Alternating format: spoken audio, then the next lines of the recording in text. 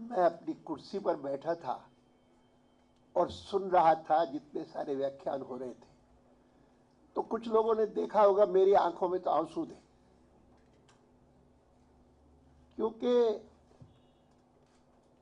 पहले मुझे समझ में नहीं आता था।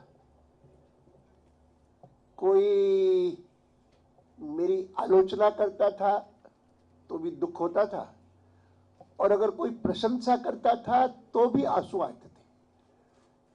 बहुत बार सोचने की कोशिश की कि मेरी तारीफ कर रहा है, मुझे आंसू क्यों आ रहे, नहीं समझ में आता था। फिर एक बार में मुझे याद है कि मैंने रीडर्स डाइजेस्ट में एक लेख देखा था इस पर कि कुछ लोग होते हैं कि जिनका अगर कोई भी इमोशनल एक्सेस होता है, वो दुख का हो चाहे खुशी का हो, तो उनको आंसू ही आते।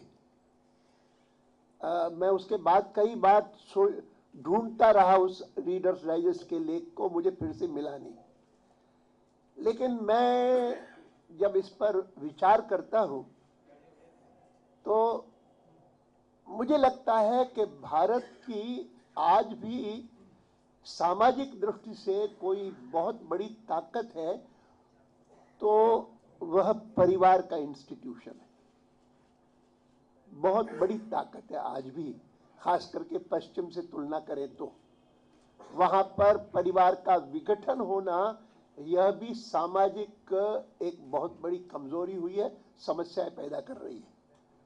मैं इस बात का उल्लेख इसलिए करता हूं क्योंकि मैं मानता हूं कि मैं अपने जीवन में बहुत सौभाग्यशाली हूं कि मैं 14 वर्ष की आयु में राष्ट्रीय स्वयंसेवक संघ का स्वयंसेवक बना, जिसके आरंभिक संस्कारों में ही बल होता था कि संघ एक परिवार है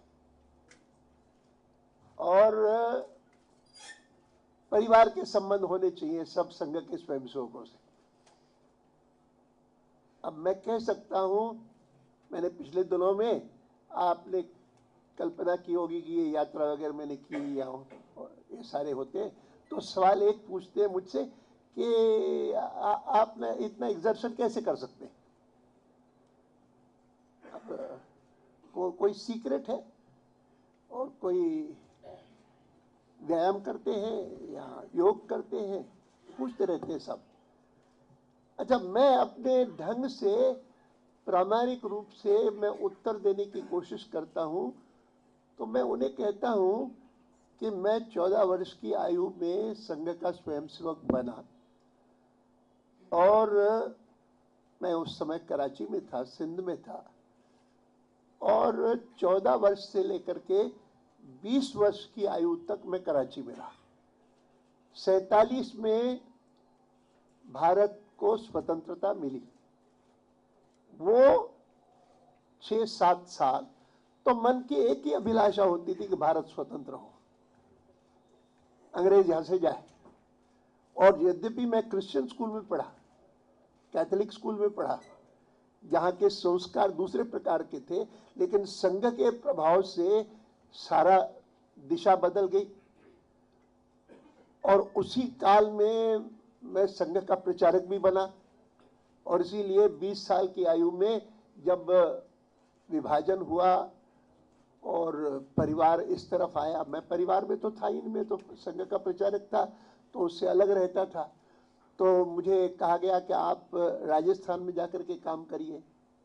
मैं राजस्थान में रहा 10 साल। उसके बाद मैं इस बात का उल्लेख इसलिए करता हूं कि मैं अपना परम सौभाग्य मानता हूं कि 14 वर्ष की आयु में मुझे 2 परिवार मिले। एक जिसको मैं आइडियोलॉजिकल फैमिली कह सकता हूं, वैचारिक परिवार कह सकता हूं, और एक मेरा व्यक्तिगत परिवार जिसका अर्थ है मेरे माताजी, पिताजी और जो बाकी मौसी है वो सब, या फिर आगे चल करके मेरा अपने लड़का, मेरी लड़की, मेरी पत्नी और वो परिवार।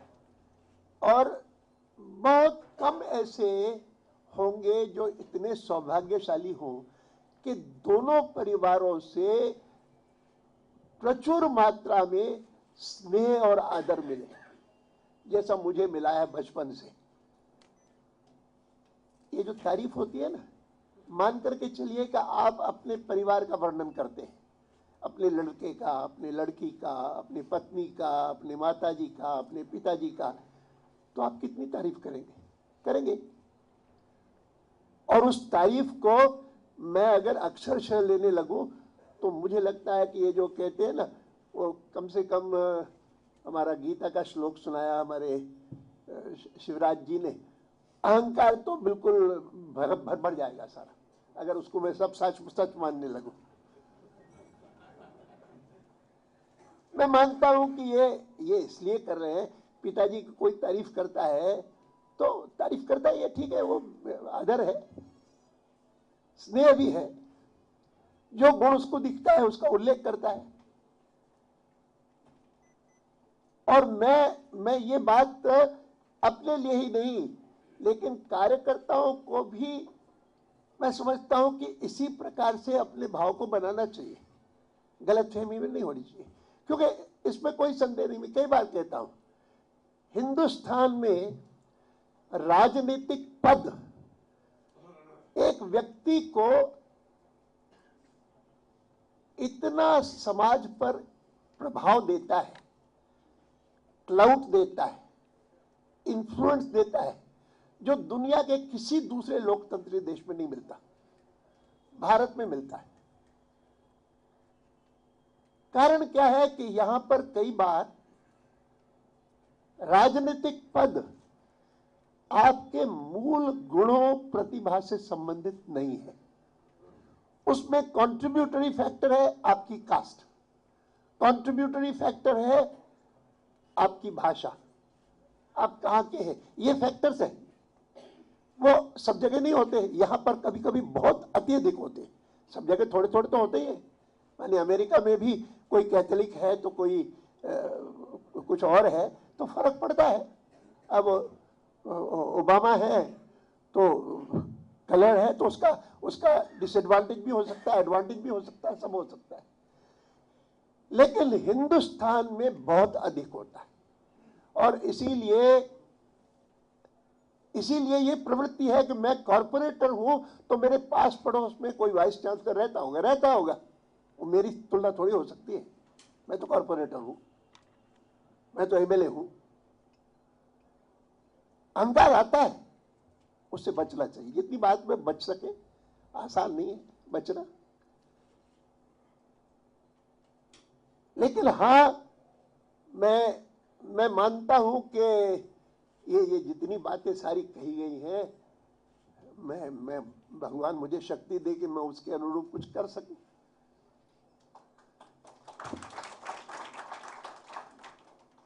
बाकी नहीं तो कौन होता है कि जो इतने गुण समेट करके चले, नहीं होता है, मुश्किल है हर एक व्यक्ति में। मैं वर्षों तक तो अटल जी की प्रतिभा को, खास करके उनके व्याख्यान में सुनकर के मैं दंग रह जाता था। मैंने कहा कि क्या करते। मैं वो एक बार पहली बार राजस्थान में मैं था उन दिनों में, वो आए थे तो मुझे कहा गया कि आप इनके साथ रहिए 4 दिन 3 दिन जो भी थे। और वो 3 दिन मैं उनके भाषण सुनता रहा तो मैंने कहा कमाल है भाई, अगर राजनीति में वक्ता ऐसे होंगे तो मैं तो कम से कम राजनीति में कोई पद नहीं संभाल सकता। और इसीलिए उन्होंने जब बाद में जब वो दीनदयाल जी की मृत्यु के बाद वो बने, फिर वो उन दिनों में जनसंघ का एक साल का होता था टर्म, तो 3 साल 4 साल रहे। 67 में 68 के आरंभ में दीनदयाल जी की डेथ हुई और 68 से लेकर के लगातार वो अध्यक्ष बनते रहे 4-5 साल रहे। और फिर उन्होंने मुझे कहा कि अब बहुत हो गया, मैं नहीं अब लूंगा, अब तुमको बनना है। मैंने कहा मैं बन नहीं सकता, क्योंकि मुझे बोलना नहीं आता, मैं बोल नहीं सकता। तो उन्होंने कहा बोलते तो हो ही, लोकसभा में हो, संसद में हो, बोलते हो। मैंने कहा वहां पर थोड़े से लोगों को बोलना वो एक चीज है, लेकिन जिस प्रकार से 10,000 लोगों के सामने बोलना, मैं नहीं बोल सकता इस प्रकार से। और मैंने उनको कहा मेरे मन में तो कॉम्प्लेक्स डेवलप हो गया है आपके कारण।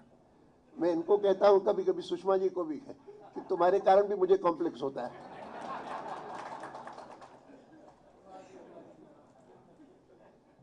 नहीं, वास्तव में होता है। और कभी कभी मुझे याद है पहली बार जब कानपुर की में अधिवेशन में, वो कानपुर के अधिवेशन के लिए मैं बना अध्यक्ष, पहले तो उन्होंने मेरी बात मान ली कि अच्छी बात है, फिर किसको बनाए? मैंने कहा राजमाता जी हैं, उनको बुलाओ, चल करके बनाते। तो उनको मनाने के लिए हम दोनों गए, अटल जी मैं दोनों गए ग्वालियर, उनके महल में जाकर के वहां पर ठहरे।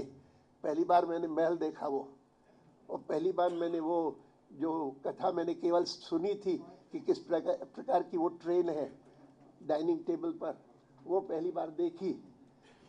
और 2 दिन वहां रहने के बाद हम मना पाए उनको कि ठीक है आप, उन्होंने कहा ठीक है आप लोग दोनों कहते हैं, इतना आग्रह करते हैं, मैं बन जाऊंगी, लेकिन मैं फाइनल मैं तब दूंगी जब मैं दतिया में गुरुजी के पास अपने जाऊंगी और उनसे सहमति लूंगी। वो हाँ कहेंगे तो मैं हाँ कहूंगी। और 2 दिन बाद उन्होंने संदेश भेजा कि नहीं मैं नहीं बनूंगी। मेरे गुरुजी ने नहीं माना। फिर अटल जी ने कहा कि अब तुमको बनना होगा। मैंने कहा नहीं, अभी भी गुंजाइश है। मैंने कहा क्या? उन्होंने कहा क्या? मैंने कहा महावीर जी हैं, उनको चल करके मनाते हैं, चलो फिर।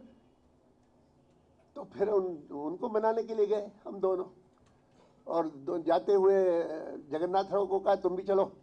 तो उन्होंने कहा कहाँ चले? तो उन्होंने कहा महावीर जी को अध्यक्ष बनाना है। उनको क्यों बनाना है? मुझे बना दो।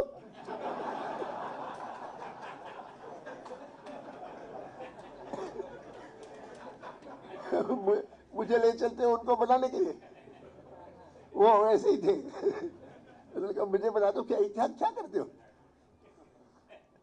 मैं इन बातों का जिक्र इसलिए करता हूं क्योंकि वास्तव में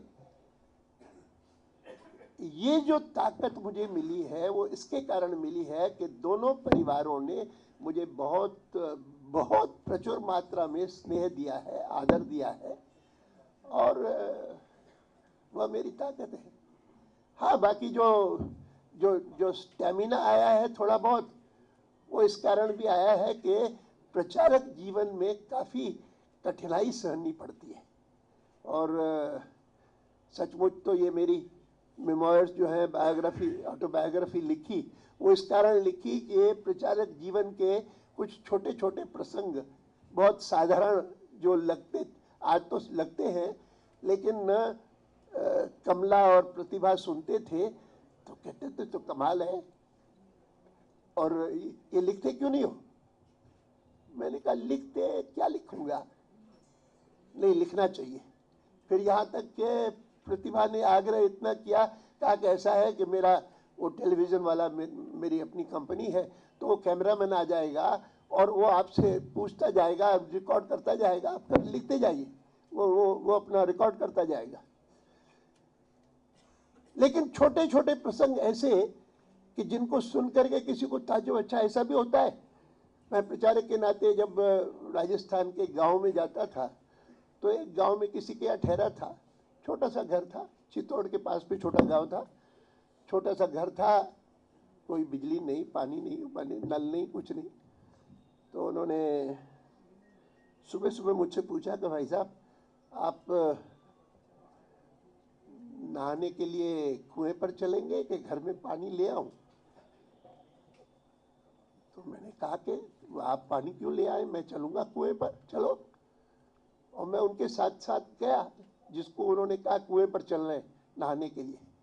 अब वहां पर गया तो मैंने कहा ये कुआं कैसा है, क्योंकि वो कुआं नहीं था, एक प्रकार से बावड़ी जैसी छोटी सी होती है ना, चारों ओर दीवार थी, लेकिन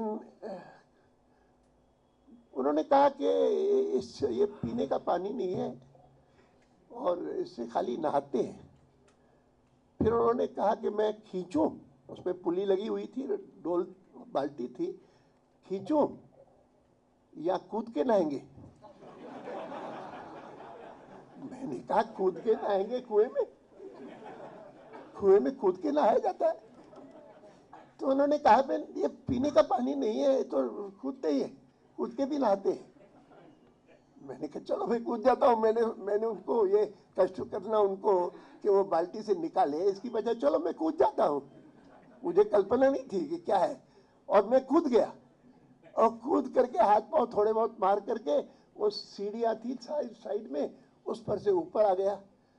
ऊपर आने के बाद जैसे नीचे फिर से झांक के देखा तो सांप ही सांप, सैकड़ों सांप थे वहां। सैकड़ों सांप थे। मैंने कहा कि ये तुमने बताया नहीं, ये क्या है? भाई साहब पानी के सांप है, कोई काटते थोड़ी है। उसको लगा कि ये शहरी आदमी, इनको कुछ पता नहीं है। अब ऐसे छोटे छोटे प्रसंग मैंने जब कमला को और प्रतिभा को सुनाए तो उन्होंने कहा तो सब लिखना चाहिए। चलो भाई, हाँ। और इन दिनों में जब वो इस बात को कहते हैं, यही सवाल पूछते हैं कि आप कितना इतना एग्जर्शन कैसे कर लेते हैं, तो मैं उनको कहता हूं कि मन इसके कारण संतुष्ट रहता है। And if you are at peace with yourself, you are at peace with your health and your body. और इसके अलावा मुझे कोई दूसरा कारण समझ में नहीं आता। हाँ, 3-4 साल पहले एक छोटा सा प्रसंग हुआ जिसके कारण दिमाग में एक बात बैठी। उन्होंने कहा क्या? कहा मैं तो कहा कि मैंने 3-4 साल पहले मैं नाना जी बीमार थे, देशमुख एस्कॉर्ट्स हॉस्पिटल में थे एडमिटेड, तो मैं उनको देखने चला गया और उनके यहाँ गया। नीचे आईसीयू में थे, मिला उनसे जो भी था, तो किसी ने मुझे बताया कि शरद पवार भी ऊपर एडमिटेड है, वो भी अस्वस्थ थे, उनको देखना चाहेंगे? मैंने कहा हाँ मैं जाता हूँ उनके यहाँ पर भी। और फिर मैं ऊपर चला गया शरद पवार के यहाँ, और शरद जी के यहाँ गया तो शरद जी के यहाँ 2 डॉक्टर बैठे थे। उन्होंने वैसे ही बातचीत करनी शुरू की मुझसे और कहा कि अडवाणी जी अभी जॉर्ज फर्नांडिस भी यहाँ आए थे। मैंने कहा अच्छा वो भी एडमिटेड है?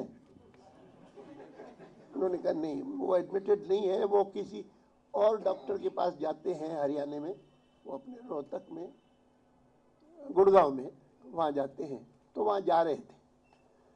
फिर उन्होंने पूछा एक डॉक्टर ने कि अडवाणी जी आप बड़े हैं कि जॉर्ज बड़े हैं?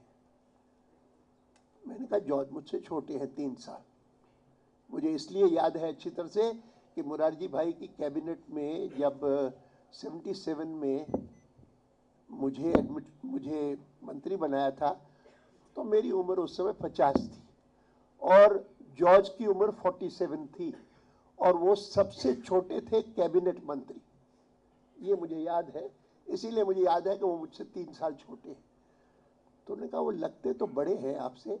मैंने कहा उनका स्वास्थ्य इन दिनों में अच्छा नहीं है इसलिए बड़े लगते होंगे। तो दूसरे डॉक्टर ने कहा कि इसको डॉक्टर को बताया कि आपको पता नहीं कि अडवाणी बहुत कम खाते हैं। मैंने कहा मैं बहुत कम नहीं खाता हूं, लेकिन कम खाता हूं, कोई ज्यादा नहीं खाता हूं। क्या? अच्छा। फिर उस दूसरे डॉक्टर ने कहा कि मेरी थीसिस है, मेरी थीसिस ये है कि भगवान जब किसी व्यक्ति को जन्म देता है तो he prescribes the total amount of food he will consume in his life. मैंने कहा कि क्या आप सुना रहे हैं, थीसिस सुना रहे हैं? मैंने अब तक तो ये जो प्राणायाम वगैरह करवाते हैं उनसे जरूर सुनी है श्वास के बारे में, श्वास कितने लेते हैं उसके आधार पर, लेकिन ये भोजन की नहीं सुनी। अच्छा है कि मैंने 78-79 की उम्र में आकर के ये सुनी। अगर मैंने पहले सुनी होती तो सब कहते कि इसीलिए कम खाता है ये।